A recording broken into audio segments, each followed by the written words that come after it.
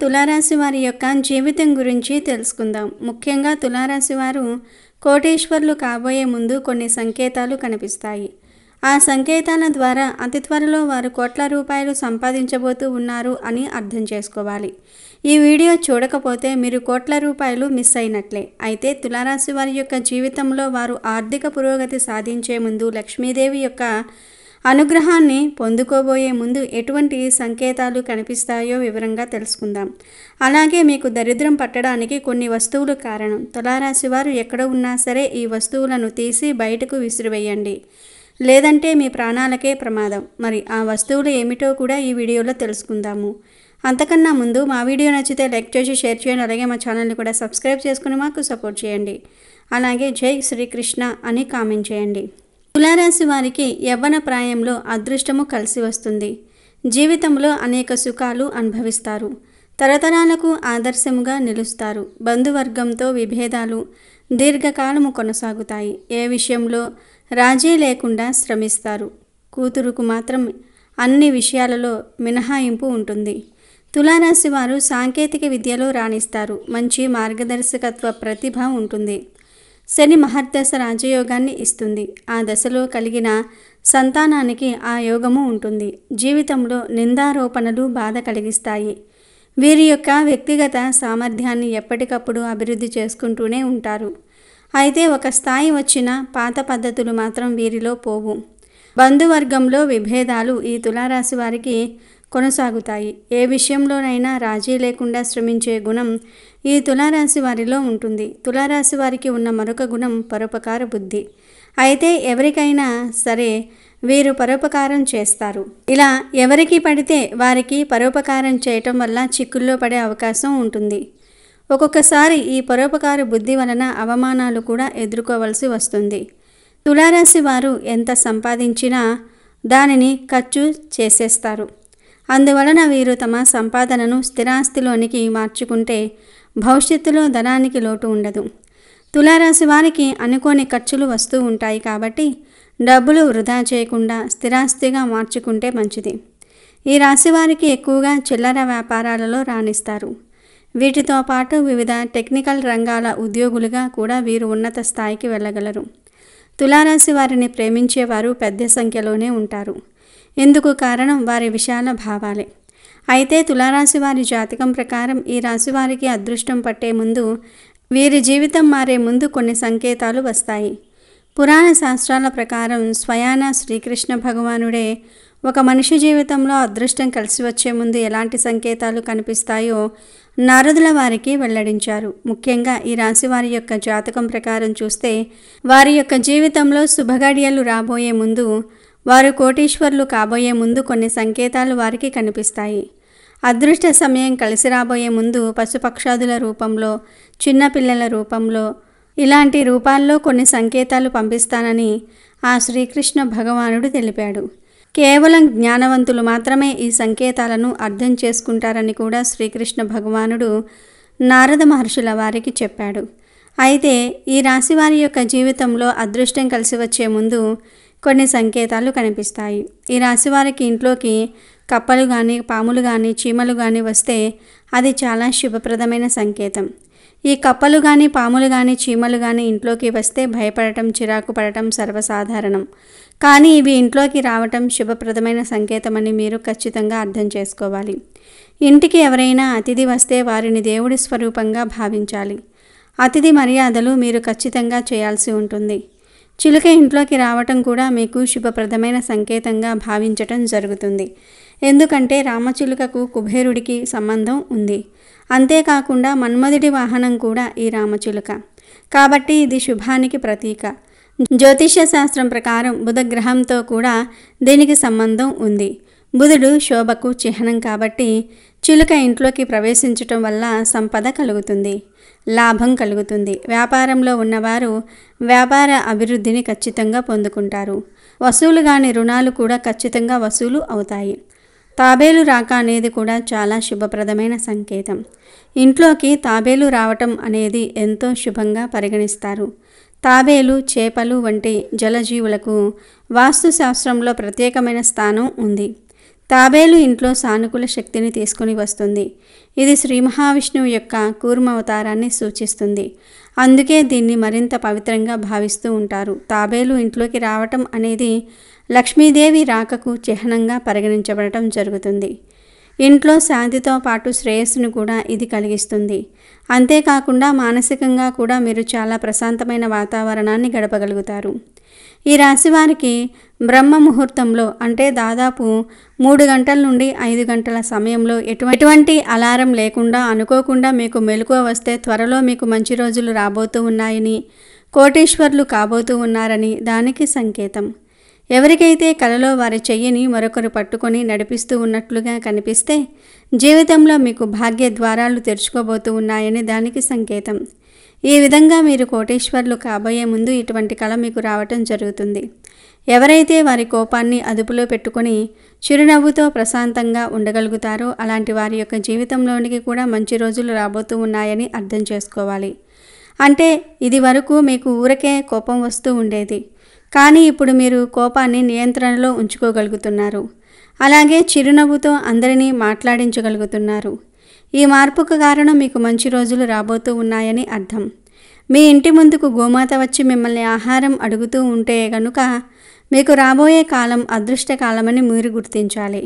గోమాతను సకల దేవతా స్వరూపంగా మనం భావిస్తూ ఉంటాం.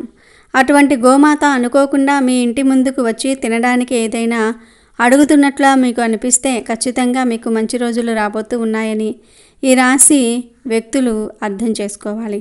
సాక్షాత్తు హనుమంతుడి స్వరూపమైన కోతి వచ్చి ఎవరి ఇంట్లో అయితే ఆహార పదార్థాలను తీసుకుని తింటుందో వారి ఇంట్లో సిరి సంపదలు కలిసి వస్తాయని, వారు అతి త్వరలో ఉన్నత స్థానానికి వెళ్ళబోతూ ఉన్నారని అర్థం చేసుకోవాలి. మీ ఇంట్లోకి ఈ విధంగా కోతి వచ్చి ఆహార పదార్థాలను తీసుకుని తింటూ ఉంటే మీరు గాబరా పడవలసిన పని లేదు. సాక్షాత్తు ఆ హనుమంతుల వారే మీ యొక్క ఇంట్లోకి వచ్చినట్లుగా భావించండి. చక్కగా మీకు మంచి రోజులు రాబోతూ ఉన్నాయి అనడానికి ఇది సంకేతం. ఎవరి ఇంటికైతే చిన్నపిల్లలు పిలవకుండానే వచ్చి ఆడుకుంటూ ఉన్నారో అలాంటి వారి ఇల్లు కూడా సుఖ సంతోషాలతో నిండబోతుందని, అలాగే వారి ఇంట్లో వివాహం కాని వ్యక్తులు ఎవరైతే ఉన్నారో వారికి అతి త్వరలోనే వివాహం జరుగుతుందని కూడా దానికి సంకేతంగా మనం భావించాలి. చాలా మటుకు చిన్నపిల్లలు పిలిస్తేనే వస్తూ ఉంటారు, కానీ పిలవకుండానే మీ ఇంట్లోకి వచ్చి వారు ఆడుకుంటున్నారంటే అది చాలా శుభప్రదమైన సంకేతం. ఎవరికైనా సరే హారతి ఇచ్చే సమయంలో భగవంతుడి రూపం చిరునవ్వుతో మీకు కనిపిస్తే మీ ఇంట్లో అష్టైశ్వర్యాలు కలగబోతూ ఉన్నాయని మీరు అర్థం చేసుకోవాలి. పురుషుడికి కుడి చెయ్యి, స్త్రీలకు ఎడమ చెయ్యి అదురుతున్నట్లుగా లేదా దురద పెడుతున్నట్లుగా కనుక ఉంటే అది చాలా శుభ సంకేతం. త్వరలో మీ ఇంట్లో శుభం కలుగుతుందని, అలాగే మీ ఇంట్లో భాగ్య ద్వారాలు తెరుచుకోబోతున్నాయని దీని ద్వారా మీరు అర్థం చేసుకోవాల్సి ఉంటుంది. ఏదైనా ముఖ్యమైన పని మీద మీరు బయటికి వెళ్ళే సమయంలో గోమాత కానీ సాధువు కానీ మీకు ఎదురు వస్తే అనుకున్న పని మీకు విజయవంతం అవుతుందని మీరు అర్థం చేసుకోవాలి. అలాగే మీ జీవితంలో మీరు ఎటువంటి కష్టాలు బాధలు అయితే మీరు అనుభవిస్తూ ఉన్నారో వాటి నుంచి ఖచ్చితంగా మీకు విముక్తి లభించబోతుందని అర్థం చేసుకోవాలి. 2 తలల పాము ఇంట్లోకి వస్తే కూడా అది చాలా శుభప్రదమైన సంకేతం. చాలామంది భయపడుతూ ఉంటారు, దాన్ని చంపేంత వరకు వదిలిపెట్టరు. కానీ 2 తలల పాము ఇంట్లోకి వస్తే అది చాలా శుభం. ఎందుకంటే ఈ యొక్క 2 తలల పామును లక్ష్మీదేవి వాహనంగా చెప్తూ ఉంటారు. 2 తలల పాము కనిపించడం చాలా అరుదుగా జరుగుతుంది. సాధారణంగా ఇది బయట పెద్దగా కనిపించదు, కానీ ఇంట్లోకి వస్తే మాత్రం ఎంతో శుభం. ఈ విధంగా 2 తలల పాము ఇంట్లోకి వస్తే పూర్వం రోజుల్లో అయితే గుడ్లు ఆహారంగా ఇచ్చేవారు. తద్వారా ఇంట్లోనే అది తిరుగుతూ ఉండేది. ఈ పాము ఎవరి హాని కోరుకోదు. ఇంట్లోకి అది వస్తే డబ్బుకు ధాన్యానికి కొరత అనేది ఉండదు. అయితే దాన్ని చంపకుండా బయటకు పంపించడానికి ప్రయత్నం చేయండి.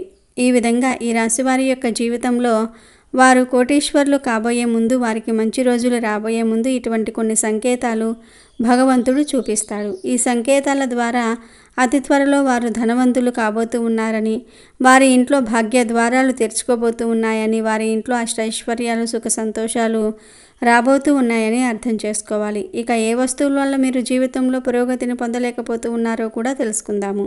ఈ రాశివారు మీ ఇంట్లో ఆగిపోయిన గడియారాలను వెంటనే తొలగించండి. అది గోడకు వేలాడే గడియారం కావచ్చు, మీ చేతికి పెట్టుకునే పాత వాచ్ కావచ్చు, లేదా పని చెయ్యని టేబుల్ క్లాక్ అయినా సరే కాలం ఆగిపోవటం అనేది మన జీవితంలో అభివృద్ధి పురోగతి కూడా ఆగిపోవడానికి ఒక బలమైన సంకేతం. ఆగిపోయిన గడియారం ఇంట్లో ఉంటే అది నిరంతరం ప్రతికూల శక్తిని విడుదల చేస్తూ ఉంటుంది.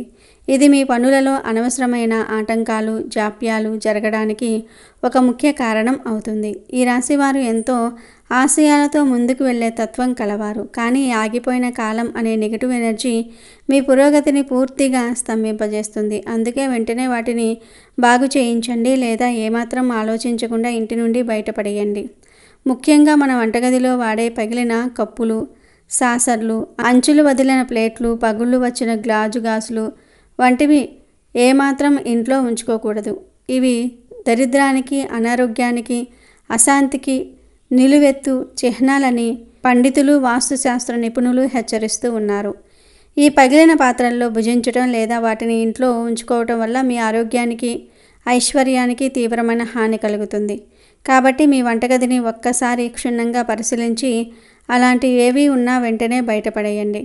పగిలిన అద్దంలో ముఖం చూసుకోవటం అరిష్టమని మన పెద్దలు ఎప్పటి నుండో చెప్తూ ఉన్న మాట. ఇది కేవలం మూఢనమ్మకం మాత్రం కాదు. దీని వెనుక లోతైన శాస్త్రీయ, మానసిక కారణం కూడా ఉంది. పగిలిన అద్దం కాంతిని సరిగ్గా పరావర్తనం చేయలేదు. దీనివల్ల మన ప్రతిబింబం వికృతంగా ముక్కలుగా కనిపిస్తుంది. ఇది మన సబ్ కాన్షియస్ మైండ్ మీద ప్రతికూల ప్రభావం చూపి మన ఆత్మవిశ్వాసాన్ని దెబ్బతీస్తుంది. అంతేకాకుండా వాస్తుశాస్త్రం ప్రకారం పగిలిన అద్దం ఇంట్లోని సానుకూల శక్తిని విచ్ఛిన్నం చేసి ప్రతికూల శక్తిని రెట్టింపు చేస్తుంది. దీనివల్ల కుటుంబ సభ్యుల మధ్య గొడవలు, మనస్పర్ధలు, అనవసరమైన చిరాకులు, ఆర్థిక నష్టాలు పెరుగుతాయి. మీ ఇంట్లో అద్దం పగిలి ఉంటే దాన్ని వెంటనే తొలగించండి. గమ్తో అంటించి వాడటం కూడా మహాదోషం. మీ పూజగదిలో చిరిగిన, రంగు వెలిసిన, పగిలిన దేవుడి పటాలు లేదా విగ్రహాలు అస్సలు ఉంచకూడదు. అలాంటి విగ్రహాలను, పటాలను పూజించటం వల్ల మనకు ఎటువంటి పూజా ఫలం దక్కకపోగా మహాదోషం చుట్టుకుంటుంది. ఇది మనం ఆ దైవాన్ని అవమానించినట్లే అవుతుంది. మన పూజ స్వీకరించబడదు. అలాగే ఒకే దేవుడికి సంబంధించిన 2-3 విగ్రహాలు లేదా చిత్రపటాలు పక్కపక్కనే పెట్టి పూజించకూడదు. ఉదాహరణకు 2 లక్ష్మీదేవి విగ్రహాలు, 3 వెంకటేశ్వర స్వామి పటాలు పక్కపక్కనే ఉంచటం వంటివి చేయకూడదు. మీ ఇంట్లో అదనంగా ఉన్న లేదా పగిలిన పటాలను, విగ్రహాలను ఏదైనా గుడిలో ఉన్న రావి చెట్టు క్రింద భక్తిగా పెట్టండి, లేదా పారే నీటిలో కలపండి. చాలామంది తమ పెద్దల మీద ఉన్న ప్రేమతో, గౌరవంతో వారి గుర్తుగా వారు వాడిన మంచాలు, చేతి కర్రలు వంటి వస్తువులను ఇంట్లో భద్రంగా దాచుకుంటూ ఉంటారు.